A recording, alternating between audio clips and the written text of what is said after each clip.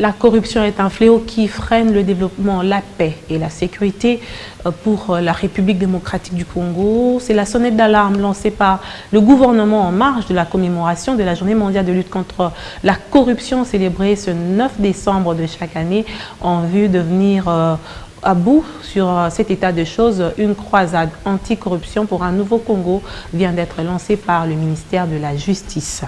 La persistance d'un nouveau comportement irresponsable, encouragé par un imaginaire populaire caractérisé par l'éloge et la tolérance de la corruption en ces termes. Les biens de l'État sont des biens sans maître. La chèvre ne broute que là où elle est attachée. On ne contrôle pas la bouche de celui qui décortique les arachides, etc. Il est vrai que notre pays a connu une croissance soutenue au cours des 2 décennies dernières. Cependant, la confiance du public a été érodée par la résistance au changement de mentalité enregistré dans les chefs des agents publics de l'État.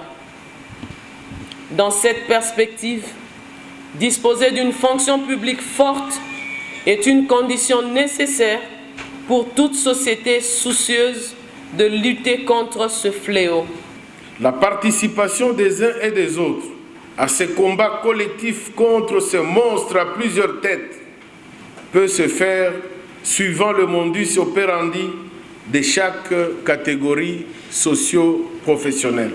Pour y parvenir, le gouvernement de la République attend relancer le call center pour recevoir les plaintes des usagers de services, les dénonciations des pratiques de corruption par les victimes et les témoins de ces actes.